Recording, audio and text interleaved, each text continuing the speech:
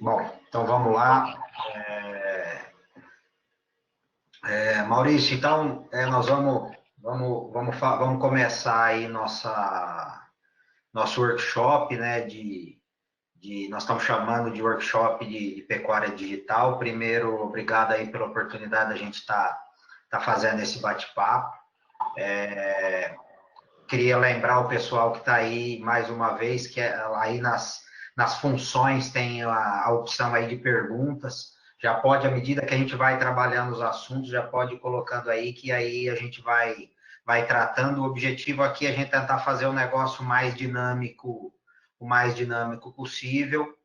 Eu vou só mostrar um pouquinho, fazer uma introdução rápida, e aí o Maurício já pega a rédea do negócio aí, segue para a gente poder bater um papo aí sobre o Rally, sobre efetivamente que ele está vendo aí em relação à gestão, quais são os diagnósticos e as características das fazendas que efetivamente têm sido avaliadas, né? Então, basicamente, quando a gente pensa quando a gente pensa em gestão, a gente sabe que é muito dinâmico, né? Então, cada fazenda que se visita, os temas, os assuntos, os pontos que são importantes em cada um desses sistemas de produção, eles são um pouquinho diferentes, mas na verdade alguns deles são chaves para garantir o sucesso. E eu acho que o Maurício vai trabalhar esses pontos de forma mais enfática. Então, assim, não é fácil quando a gente fala em gestão e tentar traduzir, no nosso caso, quando a gente pensa na JetBov, tentar traduzir isso em forma de sistema para ter aderência para todo mundo conseguir usar, para no final do dia, efetivamente, ele conseguir olhar para o negócio dele de forma sistêmica. O que está acontecendo lá no campo ser traduzido para isso é um trabalho bem árduo e é isso que efetivamente a gente é a nossa é o nosso objetivo, a nossa missão, e é para isso que a gente acorda todo dia, nós e toda a equipe dentro da empresa, né? Então, hoje a JetBov, tem a base toda lá em Joinville, toda a operação em Joinville, nós temos o Thiago, que está participando do workshop aí também, na nossa base em Piracicaba, e também uma base comercial em Goiânia, onde eu fico aqui. Então, é nesse sentido que a gente tenta encontrar um pouco do que efetivamente são as diferenças de sistema, estar mais perto do produtor, mais perto dos ambientes produtivos. Então, a espinha dorsal, ela é baseada em conhecimento de áreas, entender o que acontece nas áreas, o que acontece nos passos no ambiente produtivo, o que acontece em relação aos animais, que é o ponto-chave, né? Então, muitos produtores às vezes ainda nos perguntam: eu queria fazer manejo por lote, mas é um pouco da agricultura. A agricultura hoje já está começando a olhar com imagem de satélite para ver a planta, né? Então, a gente tem que efetivamente entender o que esse animal está trazendo para nós dentro do sistema de produção. Olhar a jornada é o dia a dia, né? O gestor acordar cedo e saber o que ele vai fazer, como é que ele vai fazer e que resultado no final do dia efetivamente ele quer entregar. As atividades relacionadas a máquinas e pessoas, todo o ambiente administrativo, financeiro, econômico, a parte de patrimônio, a gente conseguir traduzir isso. E, lógico, no final do dia, levar um pouco de inteligência, poder comparar, poder ajudar o produtor a olhar um pouco mais o que o vizinho, o par dele, um outro produtor está fazendo, para ele poder ter um pouco de efeito comparativo e entender o que está acontecendo, né? Então, dentro da fazenda, o conceito ele é dinâmico, a gente tem que efetivamente levar uma solução que ela englobe desde algo que ele possa visualizar onde ele estiver. Então, de novo, é o conceito de internet, a gente precisa de internet para que efetivamente eu consiga entender o que está acontecendo aonde eu estiver e levar isso para fora, não ser algo que está estático, travado numa planilha, ou mesmo um negócio só dentro de um computador que eu não consigo comparar com nada. E, por outro lado, ter algo que eu consiga ter um efeito social sobre minha equipe, né, os funcionários, eles consigam coletar. Então, para isso, a gente efetivamente lança a mão da nossa solução offline, que é o coletor que vai lá garantir com que eu consiga trazer essa informação para que ela seja compilada e seja trabalhada no campo. Então, esse basicamente é o conceito, é o uso da tecnologia, o uso do JetBoss dentro da fazenda, o offline no coletor e o online para que a gente consiga fazer um processamento e entregar mais informações para esse produtor. Então, para nós, o conceito, ele parte de uma pecuária digital, onde ele coleta, ele automatiza, a gente processa isso e coloca um pouco de automação, integra com uma série de ferramentas, é o que a gente chama de pecuária de precisão, e à medida que eu consiga entregar mais análise para ele, é o nosso conceito de pecuária de decisão, e cada dia isso está mais presente dentro do JetBoss. É isso que o Maurício, participando agora mais ativamente das atividades, né, do conselho, tenta levar para dentro da empresa uma nova visão, uma nova forma de ajudar a gente a como entregar um resultado melhor para o produtor, entregar algo que efetivamente ele consiga, no final do dia, tomar melhores decisões. Tá? Então, basicamente é isso. Nós estamos presentes em mais de 1.100 fazendas já, então a gente já consegue ter um volume de informações e dados para, no final do dia, entregar um resultado que seja de forma diferente. Maurício, então é isso. Eu vou compartilhar com você, vou passar a bola para você, aí a gente vai, já vou me preparando aqui também com algumas perguntas, tá? Fica à vontade aí e segue o caminho aí. Tá, só compartilhar aqui, né? Isso. Bom, boa noite, pessoal. Helder, toda a equipe aí da JetBoss, muito obrigado pelo convite. Um prazer estar aí com vocês. Espera aí que eu acho que eu compartilhei o vídeo só, né? Vamos ver. Mostrar a minha tela. Agora vai. Agora sim, beleza, perfeito. Certo. Bom, eu vou reforçar tudo que o Helder comentou, na apresentação. E o Rally da Pecuária, ele foi lançado no mercado junto com o Rally da Safra, em 2004. Eu não participei naquela edição, né? Aquela edição foi piloto e falta de metodologia. Na época não se tinha tanta experiência de como funcionava esse tipo de expedição. Acabou parando o Rally da Pecuária. Ele voltou em 2011, já com uma parceria comigo. E de lá para cá a gente tem feito todo ano, né? E o principal objetivo do Rally da Pecuária, na verdade, ele é manter a gente em contato com o campo. Então, a maior parte das empresas como a minha, elas acabam se afastando muito do produtor, e aí a gente vai ver análises extremamente distantes da realidade dos produtores. É o que está acontecendo hoje, né? Nós temos conversado com bastante gente de fora do setor pecuário ou agrícola, que faz análises com expectativa ou muito boa ou muito ruim, porque não conhece a realidade do campo. Então, a gente tem que se aproximar e aproveitamos, no caso do Rally da Pecuária, para tentar elevar um pouco o nível estatístico do conhecimento que a gente tem sobre o tema, né? E para fazer isso, eu preciso do produtor, preciso de uma ajuda do pecuarista, do técnico que está no campo, para que ele me preencha uns questionários, para que ele me receba nas fazendas, para que ele vá aos eventos. Então, a forma da gente fazer isso é devolver o que a gente levanta no campo.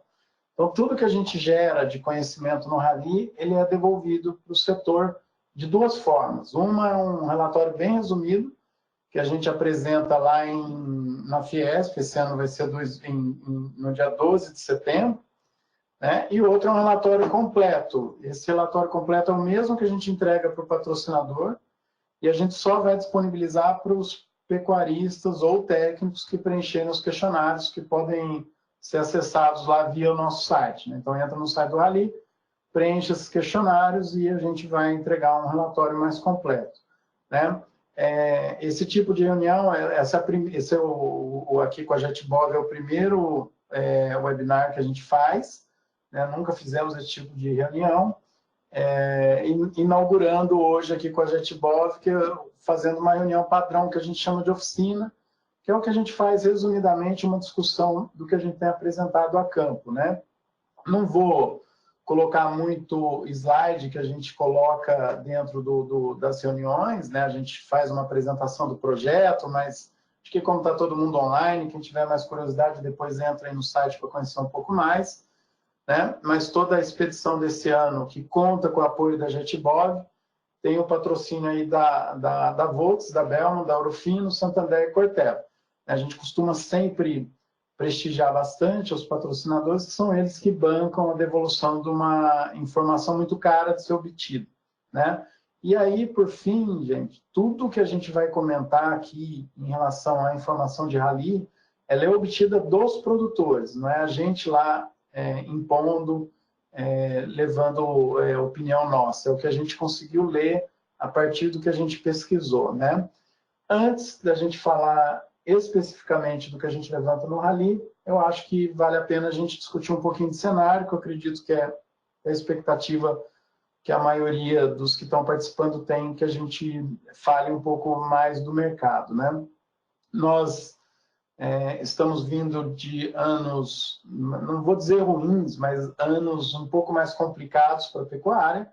Nós tivemos, por exemplo, de 2017 a 2018, numa questão aí de 12 meses, nós contamos lá de 12 meses nós contamos 17 eventos negativos para a pecuária, de alguma forma, né? Isso vai desde lá das operações carne fraca, logo depois a delação dos controladores da JBS, né? Que levou o mercado todo para um patamar de crise, e passando aí pelo absurdo da Assembleia Legislativa de São Paulo aprovar a segunda-feira sem carne, né? Quer dizer, uma loucura, né? Quando a gente imagina isso dentro de um país como o Brasil, totalmente focado no agronegócio. Enfim, tudo isso junto com o ciclo de baixa. A gente estava no auge do período de baixa do ciclo pecuário, né? São ciclos totalmente diferentes de anos anteriores, até a gente costuma não usar muito em nossas análises, né? Mas nós chegamos aí no momento de virada. Então, nós acreditamos que 2019 já é um ano de recuperação, né? Eu vou explicar por quê. Algumas consultorias ainda trabalham que 2019 ainda é baixa e 2020 que vira, mas nós já acreditamos que a virada já aconteceu, né? E aí a gente precisa entender um pouquinho do mercado que a gente se insere, né? Então, a gente, para analisar mercado, nós podemos falar de longo prazo. No longo prazo, o cenário é muito favorável para a pecuária brasileira. Então, não tem como errar. A gente tem que fazer muita besteira aqui dentro para a gente não consolidar cada vez mais os nossos passos. Um exemplo, né? Nós mandamos para fora 20% só da nossa produção e somos o maior exportador de carne bovina do mundo, né? Se a gente somar ainda as outras carnes, a importância nossa no mercado de proteína animal é muito grande no mundo, né? Acredito que em alguns anos nós vamos inverter essa relação. Nós vamos acabar exportando muito mais do que fica aqui, só que sem diminuir o consumo interno. Significa que a gente vai produzir bem mais e vender bem mais lá. Essa é a parte boa. E a parte ruim, não vou dizer ruim, mas a parte negativa é que a gente tem que contar com um mercado que demanda um tipo de carne que não é aquela mais cara, aquela que todas as análises anteriores falavam em carne proibitiva para classe média ou para os países mais pobres, né? Se a gente fizer um levantamento e usar aí as informações que são muito trabalhadas pela BIEC, né, com relação ao tipo de carne que a gente vende, nós podemos dividir o mercado em 3 grupos de carne. A carne ingrediente, que é aquela que vai fazer almôndega, que vai fazer hambúrguer, molhos e assim por diante. A carne culinária, que é o bife do dia a dia, né? A carne que pode ser, inclusive, grelhada, mas é a do dia a dia. E a carne gourmet. A carne gourmet é aquela de churrasco, aquela saborosa, aquela suculenta, macia, é aquela que a gente pensa sempre em qualidade. Lembra que as 3 têm que ter qualidade. Mas, geralmente, quando a gente fala em qualidade, nós estamos falando em carne gourmet. E aí, a parte interessante desse mercado. O Brasil cresce principalmente em carne culinária e ingrediente, mas hoje até em carne culinária. Nós temos espaço, sim, para vender carne gourmet, né? Só que esse mercado, se a gente analisar hoje, nós somos importadores. A gente importa aí mais ou menos 70 mil toneladas por ano da carne gourmet, que equivale aí a um abate, se a gente fizer uma ponderação dos cortes que nós estamos considerando, equivale a um abate aí de 400 mil cabeças, 500 mil cabeças, que seria o equivalente a um rebanho de 1,5 milhão. Então, esse mercado ele é grande no Brasil, a gente mantém essa importação mesmo crescendo na produção desse tipo de carne. Então, se você for ver, frigoríficos pequenos e médios estão cada vez mais posicionados em carne gourmet, aquele que está mais bem preparado.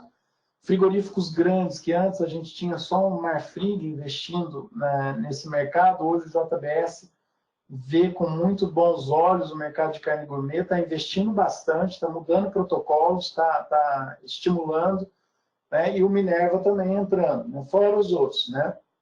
Então, é um mercado crescente, principalmente dentro do consumidor brasileiro. A gente tem que olhar cada vez mais com atenção para esse mercado aqui dentro e lá fora, né? Mas, principalmente lá fora, a gente vai vender as outras 2 carnes, que é o que o mundo espera da gente. E aí, nós estamos posicionados naqueles países que crescem renda per capita, que crescem a urbanização, então tem cada vez mais gente mudando para cidades, né? Então, um exemplo típico aí é a China, né? A China era traço, né? Quando, há uns 10 anos atrás, traço, a gente vendia para Hong Kong, claro que a gente sabia que parte da carne que a gente vendia para Hong Kong ia para a China, de repente a China abre o mercado e está lá junto com Hong Kong, os 2 países que mais compram do Brasil, né? Então, a tendência é a gente vender cada vez mais para esse tipo de mercado e a gente tem que ser competitivo, né? Esses mercados querem carne acessível, né? E isso é produzido com tecnologia. Então, no longo prazo, garantir a gente, no prazo, a gente tem que pensar em como a gente vai atender esses mercados. O que é o curto prazo? Nós estamos falando aí 2019, 2020. Em 2019, esse gráfico que está aí, ele tem 2 informações, né? Uma é a produção, que é a barra, a coluna, né? Nós devemos ter uma queda de produção de carne esse ano no Brasil e devemos ter um aumento nas exportações, né? Se não me engano, a BIEC soltou aí uma projeção de 10 a 11% de aumento nas exportações desse ano, se não acontecer nada, essa é a expectativa da BIEC, e nós estamos trabalhando com um número um pouquinho mais otimista, nós estamos trabalhando aí com 14% de aumento no volume de carne exportada. Então, em toneladas de equivalente carcaça, que é o que está aí, né? Equivalente carcaça ele é diferente da métrica, a gente se exporta 1 quilo de carne desossada, nós vamos considerar 1,3 quilos, né? E nós devemos bater o recorde de exportação esse ano. Não foi ainda o ano passado, porque lá em 2007 nós exportamos mais do que a gente está exportando agora, né? Desculpa, do que a gente exportou em 2018. Só que a gente precisa considerar uma diferença grande com relação ao que foi em 2007 e o que é hoje. Em 2007, a gente estava no ciclo de baixa, batendo muito mais animais do que a gente podia produzir.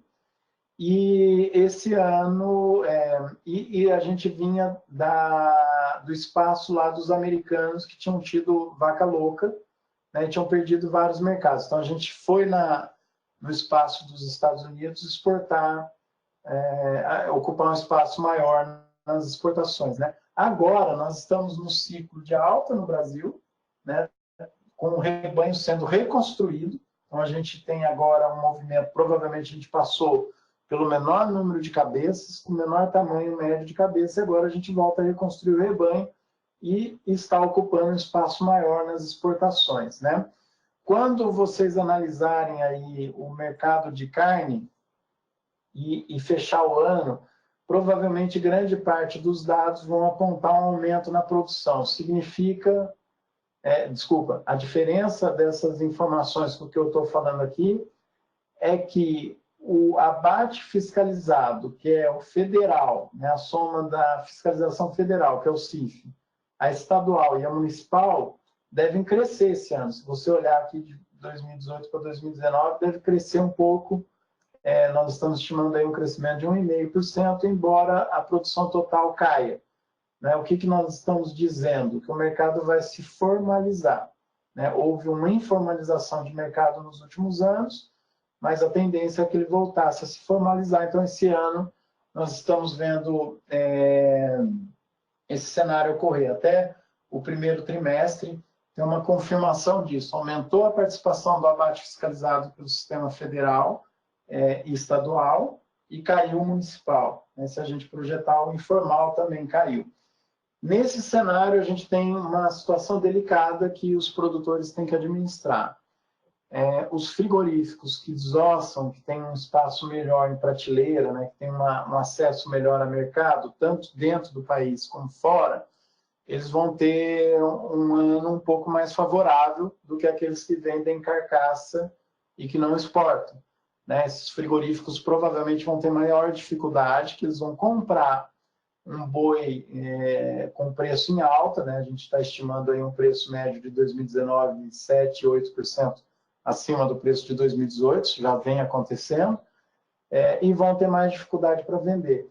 E ainda, para piorar a situação, nem lembro se eu mantive os gráficos ou se eu tirei, você tem um mercado de couro aí dificultando os frigoríficos de mercado interno, né? Nós temos o preço de couro muito baixo esse ano, né? Aí o preço de boi no gráfico, o preço de bezerro, né? Então nós estamos vivendo aí um momento que teve uma queda nos preços dos últimos meses, bem baixa aí na média Brasil, uma quedinha. Só que lembra que nós estamos trabalhando em patamares que a gente imaginava que fossem ser atingidos lá em agosto, setembro, outubro. Isso já aconteceu em abril, né? Então, nós estamos com o mercado mais valorizado do que eram as projeções lá no começo do ano. E preço do bezerro das categorias intermediárias também alta. Né? Nessa semana em particular, o preço um pouco mais lento na maioria das praças, que a gente teve todo aquele frio, aquela geada, todos aqueles fatores que acabam derrubando o mercado. Né? O mercado futuro começou a aumentar a partir de abril, a gente estava com o preço muito, muito ruim, projetado aí para outubro, né? Negociado em outubro.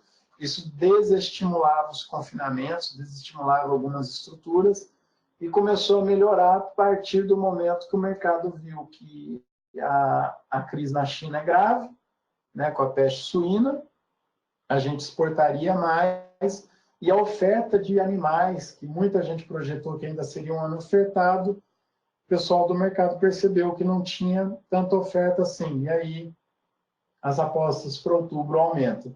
Aquela queda grande ali é o caso que a gente teve de BSE atípica, e lembra que a gente tem um acordo, né? Apesar da OIE ter mantido nosso status, a gente tem um acordo que não foi muito bem feito com a China lá atrás, que caso houvesse um caso atípico de vaca louca, a gente seria embargado, né? E o Ministério brasileiro esse ano agiu muito rápido, se auto-embargando, se antecipando antes que a China o fizesse. Né? Isso acelerou o processo de recuperação aí das vendas, tanto é que a gente estimava aí 3, 4 semanas, e isso voltou em menos de uma semana, a gente voltou a exportar para a China, né? Então, a gente trouxe essa decisão para nós e isso facilitou que a gente recuperasse. Bom, enfim, falando de cenário, nós estamos falando de um ano melhor de preços, e aí, reforçando o que a gente tem dito em todos os eventos que eu participo, é que os preços não são o grande determinante dos resultados, né? Então, de nada adianta eu aumentar um preço se eu não tiver produtividade, se eu não tiver produção para vender. A gente precisa ter escala por área, e aí nós vamos começar a usar essas análises todas de mercado e de custo para trabalhar em cima do público que a gente conhece, né? Do que a gente analisa como fazendas de alta e baixa tecnologia e do que a gente projeta dentro do público do Rally da Pecuária. Esse gráfico que está aí, ele mostra a melhoria do resultado, né? Não é o lucro, é a melhoria do resultado. Se você estava em prejuízo, o que deve melhorar esse ano? Você está em lucro, o que deve aumentar de lucro para cada nível de tecnologia. E aí a gente classifica os grupos de 1 a 3 arrobas por hectare ano, até de 56 a 65 arrobas por hectare ano. Uma produtividade bem alta, depois vocês vão ver onde ela aparece. Na baixa tecnologia, só para lembrar, né, a faixa média brasileira, é aqui, a hora que eu mexo o mouse, ele aparece, será aqui para vocês? Né? Não sei se aparece, Helder. Aparece sim, Maurício. Então tá bom. Aqui na faixa média brasileira, nós estamos aqui no nível de 3 a 6 arrobas. Quer dizer, para o produtor, em média, a gente considerando aí um preço em R$9 por arroba mais alto do que teve em 2018, o resultado vai aumentar R$20. Né? Então, aumenta muito pouco por hectare. Na média do público que a gente conversa no Rally, que está em torno de 6 a 12, na verdade está em 10,5, o lucro vai aumentar R$53. Né? Então, aumenta o dobro do que a média nacional. Só que a hora que a gente vai para os produtores de maior produtividade, esse lucro aumenta aí na faixa de R$150 a R$300, né? Dependendo da faixa que você está, e mais alto lá em cima. Por que eu estou mostrando esse gráfico?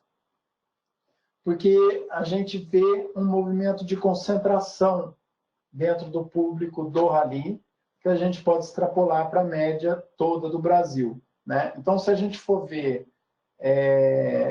no Brasil todo, né, nos últimos 3 anos de Rally, a gente entrevista os produtores e faz essa estimativa de produtividade, nós identificamos lá acima de 60 arrobas por hectare, que é uma produtividade muito alta, 3% dos produtores em 3 anos. Esses produtores venderam 22% da amostra que foi vendida por esse grupo todo, né, nos 3 anos. Quando a gente pega acima de 18 arrobas, nós temos 19% dos produtores vendendo 54% do que foi vendido por esse público. Né? E se a gente for para a faixa de trás, né, dos produtores que estão abaixo de 12, nós vamos encontrar 69% dos produtores vendendo 39% do total dos produtos, do que foi vendido por esse grupo. Por que essa informação é importante? Porque preço de mercado, ele segue oferta e demanda. Nós temos aí alguns estudos que já mostram que a gente não tem o efeito do que a gente sempre discute nos eventos que a gente participa, do público com produtores, né? Aquela discussão que o frigorífico manda ou não no preço. A gente tem até um estudo bem interessante, foi publicado pelo Ivan Vedekin num livro, usando modelos matemáticos, provando que o mercado ainda não sofre influência do poder do oligopsônio, né, dos grupos frigoríficos. Ainda é movimentado por oferta e demanda. Se a demanda é a mesma para todo mundo que está no mercado, quem define o preço vai acabar sendo o lado da oferta. E a oferta é maior nos produtores de maior tecnologia. Quando a gente apresenta esses dados, o pessoal fala que eu vi lá os dados de vocês passaram em fazendas muito grandes, Só que o grupo acima de 18 arrobas por hectare, dentro do perfil que a gente analisa, é uma fazenda média de 1.300 hectares, isso dentro do perfil que a gente analisa, e contra de baixa produtividade, né, acima de 12, uma fazenda média de 2.500 hectares. Então, não é o tamanho o fator de concentração, e sim a produtividade. Lembra que esse grupo aqui vendeu 54% do total das vendas, enquanto outros 39%, mesmo sendo uma propriedade média aí de metade do tamanho da outra, né? E aí a gente pode fazer isso para todos os estados, fazer esse cálculo, né? A gente tem visto um comportamento muito semelhante de concentração no Mato Grosso do Sul, no Mato Grosso até mais acelerado, né? No Paraná, que a gente passou aí na primeira etapa do Rally, uma distribuição um pouco melhor no Paraná de produtividade, né? De concentração e num nível de produtividade mais alto que a média brasileira. Rio Grande do Sul também uma concentração um pouco mais bem distribuída, e aí o nível de produtividade um pouco mais baixo. Enfim, isso aí a gente vai ver em todos os países, em todos os estados do Brasil. E aí eu quero entender, né, o público do Rally. Aí eu não estou falando só dos mais tecnificados, estou falando do geral. O que representa esse público dentro do Brasil todo, né? E aí, à medida que a gente vai tendo mais informação, a gente consegue ter uma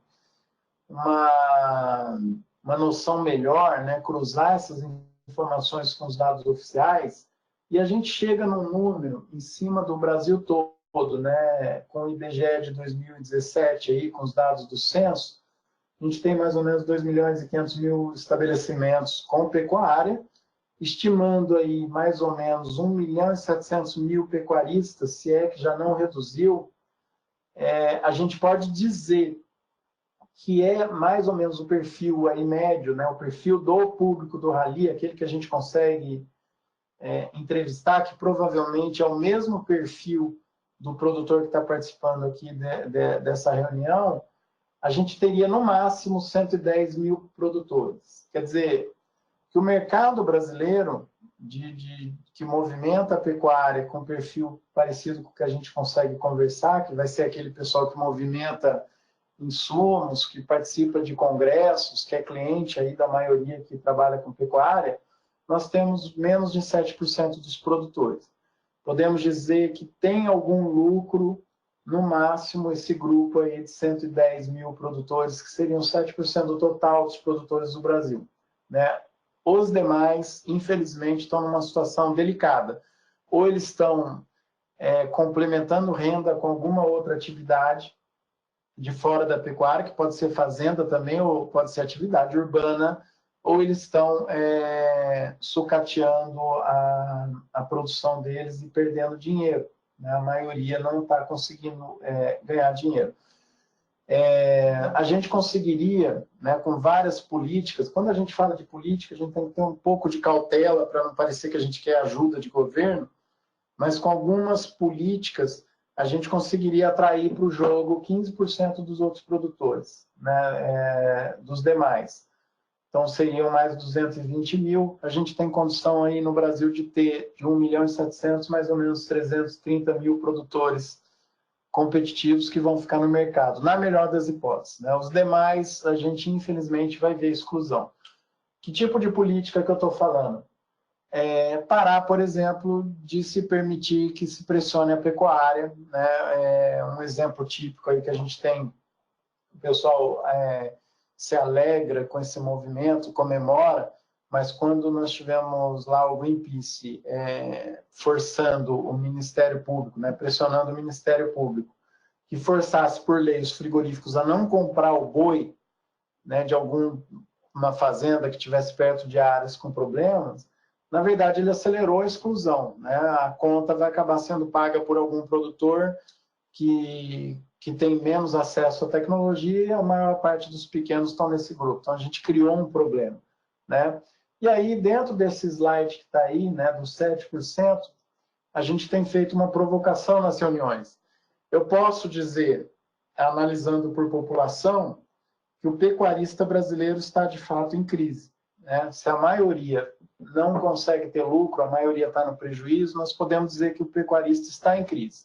Só que esses 7% tem mais de 50% do rebanho e provavelmente vende aí de 70% a 80% dos animais que são vendidos no mercado anualmente. Então, eu posso dizer que o pecuarista está em crise, mas a pecuária não. A pecuária está evoluindo e está ocupando um espaço cada vez maior, porque o rebanho todo está na mão daqueles que têm algum lucro. Mesmo que esse lucro seja baixo em relação ainda à agricultura, esses pecuaristas estão lucrando e a tendência é que eles cresçam. Então, nós estamos vendo um momento muito grande de concentração na pecuária, que também ocorreu na indústria, e dentro da indústria, essa concentração deve viver um novo ciclo também agora, pelas razões que eu comentei anteriormente. Não é que as indústrias vão mudar de mão, mas a participação daquelas que têm um posicionamento um pouquinho melhor deve aumentar esse ano em relação às que estão pior posicionadas. Então, é um fator para a gente ficar com atenção. E aí, para a gente finalizar essa fala e ir para o debate, eu até peço desculpa que eu alonguei uns 10 minutos mais do que eu queria, eu quero só resumir uma coisa. A gente fala muito de tecnologia, de produtividade, precisamos ter um pouco de cautela, né? Toda vez que a gente está falando de produtividade, de tecnologia, a gente tem que colocar na cabeça que o objetivo é lucro. A gente tem que buscar lucro. Então, se você tem uma propriedade, você faz uma conta, uma análise, um cálculo, e para tomar uma decisão, né, para implementar alguma decisão tecnológica, essa decisão não vai te levar para uma situação de lucro maior do que você está tendo, né, ou que melhore a sua situação, é melhor não fazer, né? Ou você fez a conta errada, ou fez alguma estimativa errada, ou alguma projeção errada, ou você está seguindo por um caminho errado. Então, redobra a atenção, volta lá para o teu planejamento para você não implementar alguma decisão que te piore. E lembra que a gente tem que ter tudo na conta, né? O conceito de tecnologia, ele inclui o uso adequado das técnicas. Não adianta a gente comprar os insumos e não usar direito ou desperdiçar, nós vamos acabar perdendo, né? Então, os insumos têm que ser aplicados com o melhor rigor técnico possível, né? Com o conhecimento que aquilo te exige. E, evidentemente, se eu comparar uma propriedade de baixa tecnologia com uma de alta tecnologia ou com tecnologia crescente, a gente tem que lembrar que essa propriedade vai ser mais difícil de administrar. Tanto os desafios do dono, do administrador, do gestor vão ser maiores, como os desafios dos funcionários. Isso não vai ser fácil de fazer. Então, se você não tiver uma gestão mais sofisticada, que isso envolve tanto o controle do dia a dia, o planejamento todo, o dia a dia, a rotina dessa propriedade, assim como o controle dos números, né? Se você não tiver como controlar, você vai colocar tudo a perder, né? Então, a gestão, ela tem que aumentar no mesmo nível que aumenta o teu aporte tecnológico, senão você vai ter comprado insumo, vai ter aumentado as despesas da sua fazenda, vai ter aumentado os custos e não vai ter usufruído dos benefícios, porque sem controle a gente não usufrui. E aí, uma das maiores confusões que a gente faz quando a gente fala de aumento de tecnologia, o aumento de tecnologia não reduz custo, ele aumenta custo. Você vai ter que aumentar a sua despesa, você vai ter que gastar mais com insumo, com nutrição, com saúde, vai ter que implementar lá uso de sêmen, protocolos, vai ter que fazer alguma coisa nas pastagens, vai fazer mais cerca na tua propriedade, você vai ter custos maiores, né? O que a gente faz com tecnologia é diluir o custo fixo, mas principalmente garantir uma margem em escala. E aí tem a preocupação que você vai ter, que também faz parte da gestão. O ganho que vem com o aumento de tecnologia, ele vem de uma margem positiva multiplicada. Se essa margem negativar, se ela, por algum motivo de mercado, você faz tudo certinho e a margem fica negativa, você vai multiplicar o prejuízo. Então, nós temos que ter dentro da fazenda tecnificada, também critérios para a gente acompanhar o mercado futuro e tentar tomar alguma posição de defesa. Imagina que você tem um plano, todo certinho, tudo certo, você estudou o mercado, você está bem embasado, e você vai ter 30% dos seus animais vão sair lá entre setembro, outubro e novembro, ou outubro, novembro, dezembro, ou qualquer mês que seja, e lá na boca das suas vendas acontece algum problema de ordem que você não controla, seja uma BS atípica, seja algum problema de ordem política, alguma coisa como já aconteceu em anos anteriores, e os preços despencam, né? Você vai vender grande parte da tua produção num momento desfavorável de preço. Se você não proteger o preço, a tendência é que você multiplique o prejuízo. Certo? Desculpa ter estendido um pouquinho mais, queria finalizar aqui e me coloco à disposição para a gente debater, voltar em algum número ou qualquer coisa que eu possa ajudar vocês. Obrigado aí pela atenção. Beleza, Maurício. Valeu. Pessoal, vamos, já tem algumas perguntas aqui, então eu já vou soltar. Você começou a falar em relação à proteção, Maurício. Eu queria que você dissesse um pouco mais, pelo menos de uma forma assim mais clara, quais as ferramentas de proteção que o produtor tem disponível e se isso é e aonde ele pode encontrar essa ajuda, né? Quando ele pensa em proteção, como é que ele faz para se proteger, já que preço não está na mão dele, né? Então, como ele se protege em relação a preço? E a segunda é o que efetivamente você está enxergando nas visões dos números do Rally, a diferença de produtores ou como eles trabalham quando ele sai de uma venda concentrada para uma venda um pouco mais espaçada, né? Não aquele produtor que concentra toda a venda dele em 2, 3 meses, ou aqueles que efetivamente passam. A gente vê, eu vendo um caminhão de boi toda semana, né?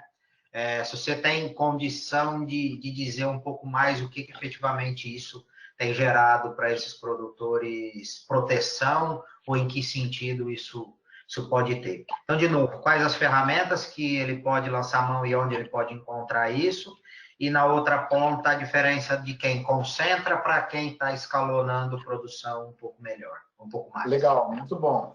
Bom, as ferramentas, a gente tem as três principais, a mais conhecida é o contrato futuro, né, que a gente... contrato futuro tem um problema, que você tem os ajustes, então você teria que ter alguém acompanhando sua operação, sempre junto com o corretor, que te explique direitinho como funciona.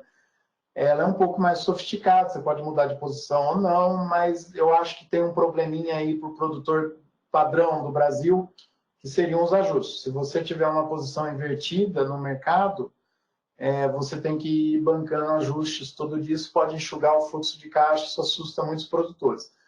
A outra ferramenta também da B3, né, o nome novo aí da BMF, que é o mercado de opções, que funciona igual ao seguro de carro, esse particularmente é o que eu mais gosto, né? Então, o que é o seguro de carro? Você compra lá uma caminhonete 170 mil e vai lá e faz o seguro de 2, 3 mil por ano, dependendo do perfil seu, né, 4, 5 mil.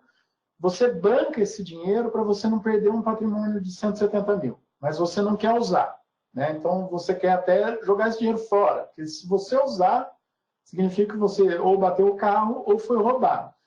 O mercado de opções, ele funciona mais ou menos assim. Você compra o direito de vender o animal a determinado preço, né? Só que você não vai vender o animal, essa é uma operação financeira. Então, você comprou o direito de vender o boi lá a 158, né? 160. Faz a conta aí para o teu estado, né? Faz todos os ajustes lá pelo diferencial de base. Aí você chega lá na época da venda do boi, o preço que você vendeu lá no frigorífico é 157. Por uma operação na B3 financeira, você vai receber o direito que você comprou de 160. Então, vem R$3 aí por arroba.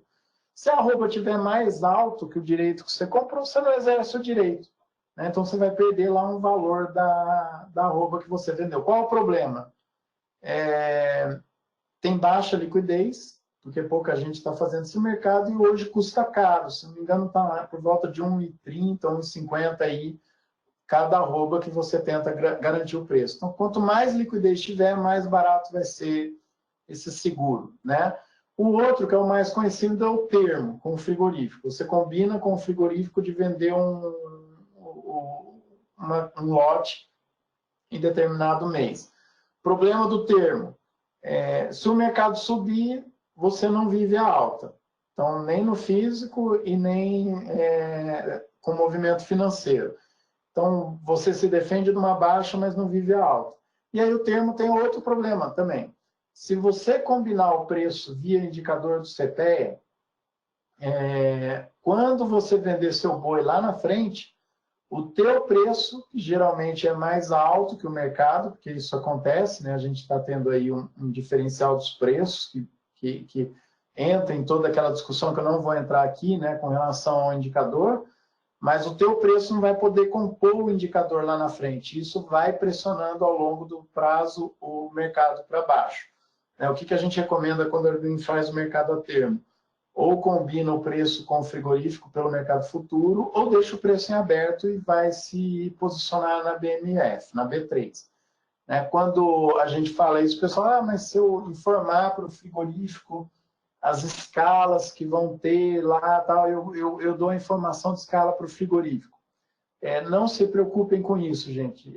Hoje já existe ferramenta para a gente prever quanto de boi vai ter em cada mês. Os frigoríficos trabalham isso de forma muito competente, então isso não muda o mercado. Então a questão é essa aí com as 3 ferramentas.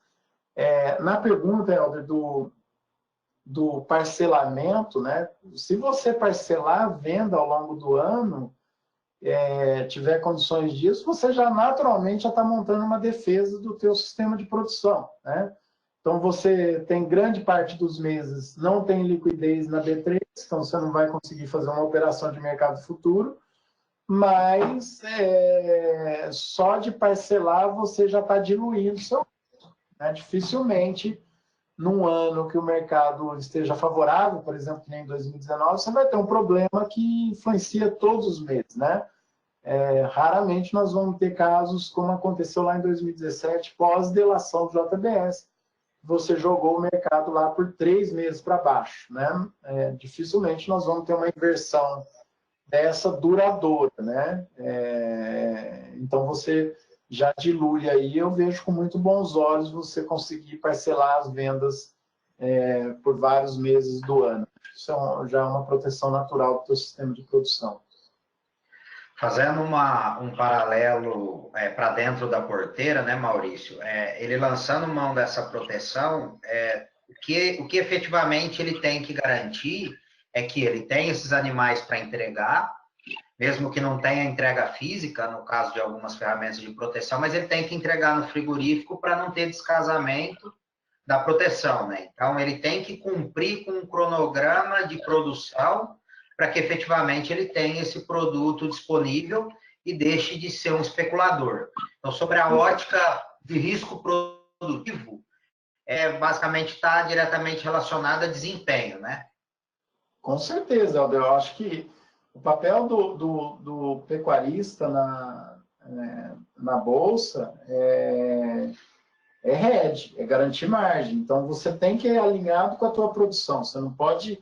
Se você for para a Bolsa para especular, para negociar bois que você não tem... A palavra especular é muito mal interpretada. Isso não é ruim, não é feio, Mas se for para especular, você tem que separar teu negócio. Aqui é pecuária, aqui eu produzo, aqui é o hedge.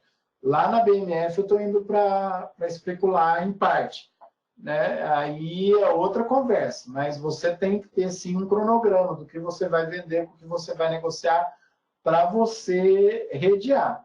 E aí você pode fazer também o milho. Nesse momento que o milho teve a safra americana que quebrou e o problema lá da China não jogou tanto a ração lá para baixo, nós temos produtores aí trabalhando com custo de dieta 10% mais baixo do que vai ser pago pela maioria dos produtores e com possibilidade de vender boi acima de 160, transformando aí o preço para cada uma das regiões, Legal. É, como é que você está enxergando hoje a questão de reposição? Como é que esse mercado tá se comportando em relação à disponibilidade de animais? Como é que isso está nas andanças aí do rally já? Como é que está esse termômetro? Pensando que é um momento onde efetivamente o boi de safra foi vendido, as vacas foram vendidas, é hora de ir no mercado. Muita gente acaba se programando para comprar, quem tem fez algum planejamento aí de alimento, né? Porque muita gente nessa época não tem alimento, ele está com a fazenda vazia e não consegue colocar nada, aproveitar um momento talvez de alguma oscilação de preço. Como é que está a reposição?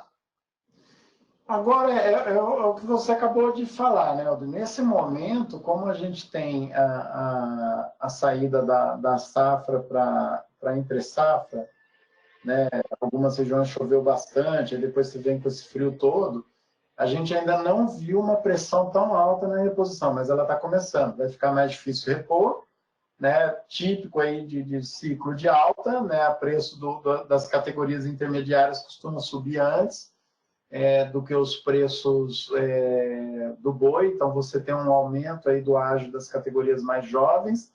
Lembrando que nós temos um fator diferente esse ano, né? Nós temos aí um mercado um pouco, vamos dizer, turbinado com essa corrida aí para exportação para mercados que a gente não esperava, um desempenho, não é que a gente não esperava, né?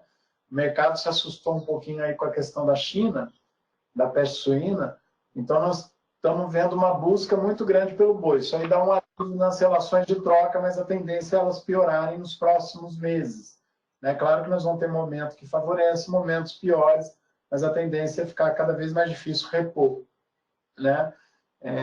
E lembra que a gente tem cada vez mais a presença de agricultores na pecuária que vêm com mais de peso aí na mão para compra. Eles não fazem a conta da troca, né? Uma conta financeira. Eu comprei agora o bezerro ou o garrote, vou vender o boi lá, com que custo, né? Então, eles têm um modo de pensar um pouco diferente do produtor tradicional.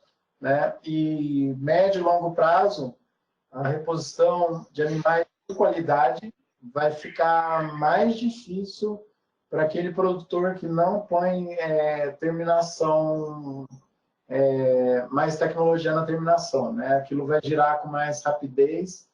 E se você não tem como competir nesse mercado mais ágil de terminação, você vai acabar ficando com os bezerros de pior qualidade aí no mercado. Isso favorece o criador com tecnologia e favorece também quem termina com mais tecnologia.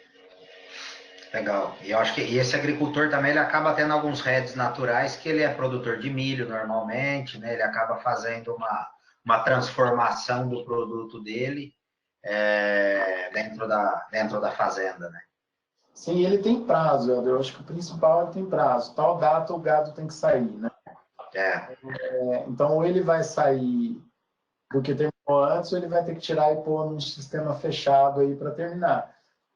Lembra que nós temos números aí, se a dúvida é se tem aí em torno de 13 a 14 milhões e meio de hectares já em integração, que não estão a pleno vapor, hein? Se tivesse a pleno vapor, praticamente todo o abate estaria acabando em integração. Eles ainda não estão funcionando no top de tecnologia. E grande parte dessa integração está vindo de agricultores. Legal.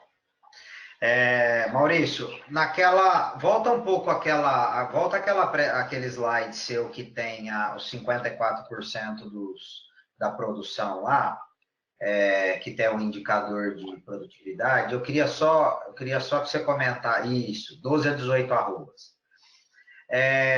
Para a gente não ser direto em relação a custo, quais os principais componentes, o que diferencia um pouco essa classe de produtores que está dentro dessa faixa aí, que tem uma certa representatividade?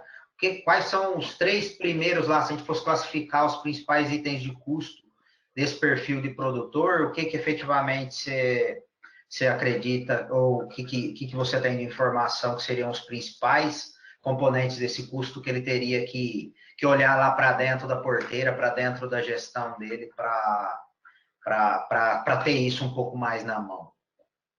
Ó, o principal aí que a gente trabalha no sistema de produção básico brasileiro, né, que é produção de volumoso, intensificação de volumoso e nutrição, né? O restante você tem que ter tudo, saúde, reprodução. Quando você tem as tecnologias mais baixas, os principais itens são aqueles itens ruins, né? Que a degradação de pastagem pesa, funcionário pesa, e infraestrutura pesa. À medida que você aumenta a tecnologia e vai passando aí das 12, a gente deixa ali até destacado a faixa de 12 a 18, que são aquelas fazendas modelos que a gente visita. Geralmente você tem aquelas fazendas top, né? Elas geralmente estão nessa faixa aí, 12 a 18. Isso são arrobas vendidas, né? Isso são arrobas vendidas no ar, né? Arrobas produzidas, né? Produzidas, tá. A gente considerar ciclo completo, ela acaba sendo vendida. Mas ela é produzida. Você pode vender um pouquinho menos. Quando você está numa situação de segurar rebanho, de aumentar rebanho, você vai subestimar um pouquinho a sua produtividade. Você vai classificar ela como de 9 a 12, mas às vezes você está operando lá com 12 a 18, ou 18 a 26. Acima de 18 é onde a gente tem o nível que você compete com a agricultura. Então, a pecuária não dá dinheiro igual a agricultura. A partir desse nível dá. Ela dá o mesmo lucro, considerando aí uma média de 10 anos de resultado, que a agricultura. Aí, o que passa a ser o seu principal componente? Aqueles relacionados ao gado. Né? O gado em si, né, já é um componente caro, mas ele tem valor, né? Ele é um ativo, ele é um produto, né? Ele tem valor de mercado. Então, a genética ela é um investimento, só que a genética ela tem que funcionar a pleno vapor. Então, a reprodução é importante, mas o custo da reprodução é baixo. O custo que mais começa a pesar nessa faixa aí é nutrição, né? E aí ele vai se dividir em pastagem, que é uma parcela pequena hoje dos perfis aí de sistema de produção, e concentrados e suplementação. Então, esses passam a ser os custos mais relevantes à medida que o pacote tecnológico aumenta. E, evidentemente, tudo que se relaciona ao animal tem que ser controlado. Né? Então, vamos lá, saúde, por exemplo, sanidade. É um componente aí de 3 a 5% só do custo de produção, em alta tecnologia. Só que, se faltar, ele vai representar prejuízos aí de 20% a 30%. Né? Ele vai impactar muito mais do que impacta outros itens. Então, o controle tem que ser muito rigoroso. Né? E reprodução é fundamental, né, Helder? Você tem vaca, e essa vaca tem idade para parir, tem condição de parir, não pariu e não foi abatida, o pessoal brinca lá, né? Tem um professor lá, o João Ricardo, lá de Ponta Grossa, que ele sempre fala que nem ter um filho de 45 anos em casa que não trabalha. Então, você tem um custo e não está colhendo o benefício desse animal. Certo? Legal, ok. Em termos de vamos falar um pouquinho de pastagem, Maurício, o que efetivamente, como é que está nas avaliações aí do Rally, como é que está a visão, tem mudado alguma coisa em termos de intensificação, como é que efetivamente os produtores estão olhando para isso? Eu acho que sempre essa conta nutrição versus adubação de pasto, chegar num acordo nisso não vai ser muito fácil, mas efetivamente como é que tem sido essa visão de vocês aí enquanto vocês estão andando, o que o produtor como está sendo essa mobilização em termos de melhoria do uso dessas pastagens, como é que efetivamente tem sido esse diagnóstico aí? O pecuarista, ele tem aumentado bastante dentro do público que a gente conversa, Helder, tem aumentado a atenção com relação à pastagem. Isso aí anualmente a gente percebe. Esse ano a gente ainda não tabulou os dados, mas só das visitas em fazendas a gente viu muito projeto começando. Pessoa que nunca colocou alguma correção, alguma adubação no pasto, começando ou planejando para o ano que vem, para a próxima período de safra. Então, começaram a tratar um pouco mais. A gente está vendo que esse movimento está ganhando força. Com relação a uma contradição entre nutrição e pastagem, a gente precisa lembrar bem que aqui no Brasil, o sistema de produção tropical, que só a gente sabe fazer, né? Nenhum outro país sabe, e a gente ainda está aprendendo, o confinamento, por exemplo, por muito tempo foi olhado como uma opção à pastagem. Diferente dos Estados Unidos, o confinamento no Brasil, ele é uma consequência da nossa melhoria no sistema de produção. Então, quando você melhorar o pasto na sua propriedade, você vai precisar de nutrição, cada vez mais. Né? Por quê? Porque a curva de estacionalidade não muda. Não adianta a gente fazer nada. Algumas regiões você vai poder irrigar, vai poder fazer um monte de coisa, mas é muito mais eficiente, antes de irrigar, você ter uma estratégia de nutrição que aproveite melhor o pasto. Depois você vai precisar de irrigação. Ela é lá a última ferramenta que a gente vê ser implementada. Então, quanto mais bem for tratado o pasto, mais dependente a gente fica de nutrição. Né? Por muito tempo a gente implementou nutrição para corrigir mau manejo de pastagem. O negócio é tão bom no Brasil que dá resultado ainda. Agora, o melhor é você ter nutrição com pasto bom. Né? Aí você vai multiplicar rebanho com ganho individual e aí sim você vai ter um sistema muito mais adequado e lucrativo do que se você usar a nutrição para compensar uma falha na tua produção de pasto. Né? O mesmo raciocínio para a integração lavoura e pecuária. Né? Se você for implementar a integração para corrigir o teu problema de condução de pastagem, é bem provável que o teu sistema não seja tão rentável.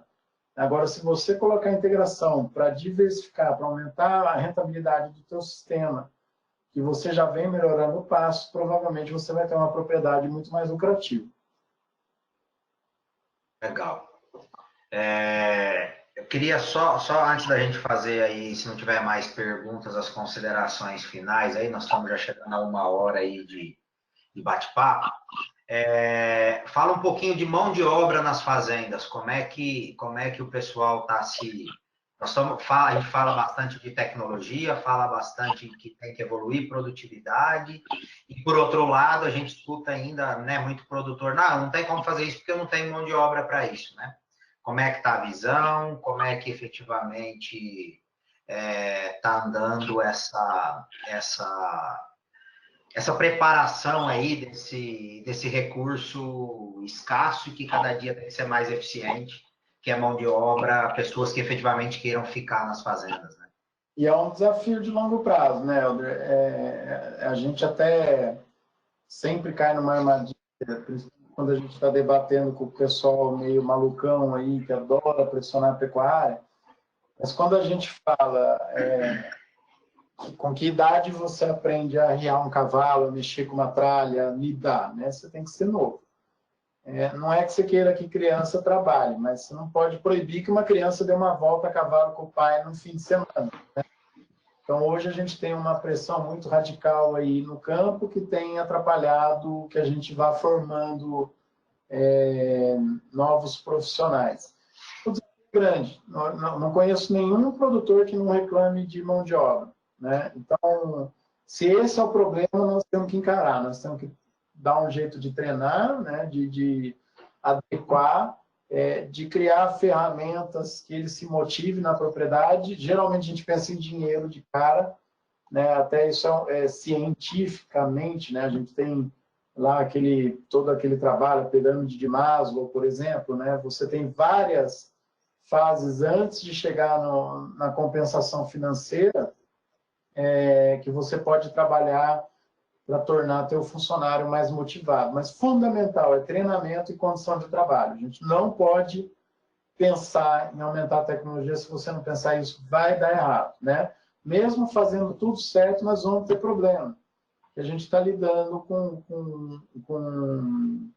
material humano, que é um padrão de um país que não investiu em educação nos últimos anos. Então, nós não estamos falando dos últimos 10, 15 anos, estamos falando das últimas décadas. A gente deixou a desejar aí em educação, né? E nós temos todo o desafio pela frente dentro da iniciativa privada. Então, temos que dar condições para os funcionários, treinar e tentar motivar e trabalhar com muita calma. E quanto mais eles participarem com vocês das decisões, mais parceiros eles vão ser aí na execução dos projetos, né? E a gente está exigindo cada vez mais deles. É uma engrenagem, né, Maurício? Se ele não participar, é mais fácil de não dar certo, né? A implementação de novas tecnologias. A gente até fala que antes ninguém ia para a fazenda, nenhuma família ia para a fazenda se não tivesse energia elétrica. Agora o nível de exigência mudou. Se não tiver internet, nenhuma família fica mais na fazenda, né? Crianças, né? Jovens, né? Ninguém efetivamente fica. Isso já é um problema até em países mais desenvolvidos, que os jovens não querem ficar na fazenda mais, né? Não tem mais atrativos, né? Para que isso aconteça. O problema aqui ainda é menor que o resto do mundo, mas é grande. É grande. Tá. Tem uma pergunta aqui do Rafael, Maurício, Rafael Ribeiro. Ele está perguntando o que vocês acham de confinar o ano todo? Um tempo atrás a gente tinha problemas com isso, o povo aprendeu a lidar com o confinamento de ano todo, né? É claro que você tem que ter necessidade de confinar, se você tiver condição de manter esse gado no pasto, terminar no pasto, termine no pasto. Agora, se você tiver num sistema de produção que você tenha que passar esse gado pelo confinamento, não tem problema nenhum. Você vai ter aqueles desafios grandes de estrutura na época de chuva, né? Até um tempo atrás, o pessoal diminuía a lotação do curral pela metade para ter menos problema de barro. Tem gente trabalhando já com concreto no curral inteiro. E aí eu vou dar uma opinião em cima de contas que a gente faz ao longo dos últimos anos. A estrutura do confinamento não é o proibitivo. Se você for confinar o ano inteiro, tiver orçamento para isso, pensa numa concretagem de curral todo e cobertura, porque isso não inviabiliza o teu confinamento. Você faz uma conta bem simples. O confinamento mais caro que nós já vimos em estrutura tinha concreto até metade do curral e cobertura até metade do curral. A hora que você vê aquilo, você fala, nossa senhora, esse homem vai perder dinheiro porque gastou um horror, né? Só que a estrutura dele custava, contando maquinário, bens, tudo, custava na época R$ 1.800 por capacidade estática, foi o investimento. Qual o preço do boi que você vai colocar naquela estrutura, né? Maior do que o que você gastou, o que você investiu por capacidade estática.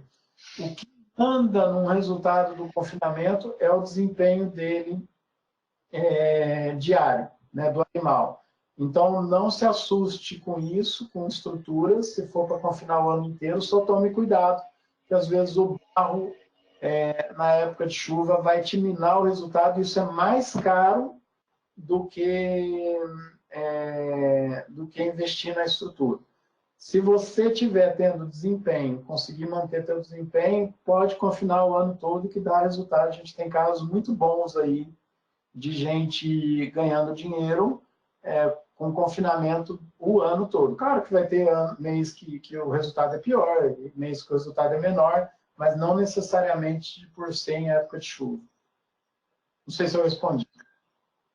Na verdade, eu acho que tem um grande ponto que é diluição, de novo, né? Diluição de estrutura, né? Então, quanto mais giros você fizer, mais produtividade você tiver, menos impacto tem o seu gasto em termos de estrutura. Com certeza. Inclusive, isso aí em 2016, que o preço tinha subido muito lá do milho, o pessoal recomendou confinamentos com maior proporção de volumoso, isso estendeu o número de dias que o animal fica, né? Diminuiu o giro, que é o que o Helder está comentando, e você teve a falsa impressão que tinha economizado na dieta, mas você aumentou o custo da diária operacional.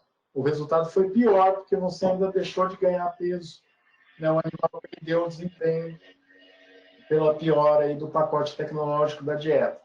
Então, tudo isso aí tem que ser planejado antes de começar o confinamento. E lembra de uma importância, gente, a maior parte dos resultados que a gente vê falando de confinamento é orçamento. Né? A hora que acaba o confinamento, ou durante ele, melhor ainda, você tem que ir acompanhando o que está acontecendo com os seus resultados. Senão, você só vai colher lá o resultado bom, é uma loteria, né? Se você não for acompanhando no dia a dia, você pode pôr tudo a perder. Legal. Maurício, tem uma pergunta aqui. Como efetivamente dentro do Rally vocês conseguem mobilizar o produtor, né? Que realmente produtividade e rentabilidade é um negócio que tem que estar na mente dele. Como manter isso aí no dia a dia, num cenário de tanta oscilação, né? De preço, de oferta de animal, as coisas mudam, é muito dinâmico. Daqui 2 meses nós estamos falando outra coisa. Você falou de 17 eventos. Como o produtor se disciplinar para segurar o manche desse negócio, né, e conseguir manter a operação dele da forma mais sadia possível? A parte mais difícil há anos atrás, né, era convencer que isso era importante. Hoje já não é tão complicado. Então, com o perfil de público que a gente conversa, o pessoal está bem consciente que essa é uma regra que veio para ficar. Né? Cada vez mais vai ser menos tolerante à baixa tecnologia, que é coisa que já aconteceu em outros setores. Né? O que é mais difícil para o produtor, na minha opinião, é o fluxo de caixa. Né? Você vai sair de um nível tecnológico para outro, vai ter investimento. Né? Você tem que pular níveis de tecnologia, você vai ter que pôr dinheiro para melhorar o sistema de produção, e o mais caro do investimento todo é o próprio animal. Você tem que aumentar o número de animais da fazenda, e aí que eu acho que os casamentos com a agricultura são bem interessantes, que às vezes você dá um salto tecnológico sem necessariamente aumentar o rebanho, mas sim passando parte da propriedade para a agricultura, seja com parceiro ou seja com você mesmo. Né? E aí, a hora que você decide que isso é importante, além do fluxo de caixa, que é o mais difícil, você tem que ter um plano de resiliência, né? Você não pode deixar que essas oscilações no mercado mude teu planejamento. Agora está ruim, eu vou desacelerar. Agora está bom, eu vou acelerar. Quando está ruim, claro, que é o orçamento que vai definir o nível da aceleração, mas se você desacelerar quando o mercado está ruim, por opção, que aconteceu muito isso em 2017, depois de 2016, o momento bom que vai vir lá na frente você não vai viver. Porque o que acontece esse momento bom? É porque um monte de gente desacelerou, porque um monte de gente não tinha para vender, então o preço sobe, mas você não tinha para vender. Então, essa é a resiliência, manter o projeto, tomar cuidado para o fluxo nunca cair no negativo, a menos que seja planejado para investimento, mas você tem que ser resiliente, você não pode mudar de acordo com o humor de mercado. Você tem que olhar o longo prazo. É bom? Para a pecuária, é bom. Quais são os desafios de curto e médio prazo? Eu vou ter que passar por momentos de crise, eu tenho que passar, né? Sem diminuir o pé do acelerador, mas tomando muito cuidado para não pegar um momento que te quebra as pernas lá. Né? A parte mais gostosa de trabalhar é planejar isso no longo prazo e trazer isso para o curto prazo, que é a decisão do dia a dia. Né? Legal. Eu acho que complementando um pouco isso, né? A gente sempre tem alguns produtores, eu quero o DRE, né? Eu quero ver um demonstrativo de resultado do meu negócio, e às vezes esquece dos detalhes de fazer uma gestão de fluxo de caixa bem feito, né? O que quebra uma empresa, principalmente uma empresa de pecuária, o pecuarista ele vive pela fama, né? Então, assim, uma fama ruim de um boleto atrasado numa região qualquer aí é muito ruim, e às vezes não foi nem por uma má gestão, às vezes, de fluxo de caixa, né? Então, eu falo assim, né? Antigamente você comprava boi no bigode, agora você tem que estar antecipado, e a gestão de fluxo de caixa, eu acho que ela é uma, brincadeiras à parte, né? Ela é muito importante, principalmente num cenário extremamente tradicional, igual é a pecuária, né? É fundamental o fluxo de caixa, lembrando, né, toda decisão, toda a decisão em cima de uma informação financeira, ela acontece na parte técnica. Então, eu tenho que ter condição de visualizar o que vai impactar ali. Então, eu tenho que ter toda uma relação entre o que acontece no dia a dia da fazenda, na rotina, nas tecnologias, com o impacto disso nas finanças, né? Fundamental, senão a gente vai tomando decisões erradas. Legal, isso aí. O Wagner está perguntando aqui como inserir uma fazenda no Rally da Pecuária. Bom, se ela tiver no roteiro e a gente conseguir visitar, nós vamos visitar, né? Se for essa a pergunta. Se você quiser preencher o questionário, eu até convido todo mundo que está participando a entrar no nosso site e preencher o questionário. Tem um questionário para produtor e um para técnico. Você preenche lá o questionário, suas informações são todas sigilosas, a gente não vai passar para ninguém e você vai ter depois o resultado aí como relatório, né? As outras formas ou a gente ir até a tua fazenda, só que a agenda é sempre muito apertada do Rally, muito difícil, né?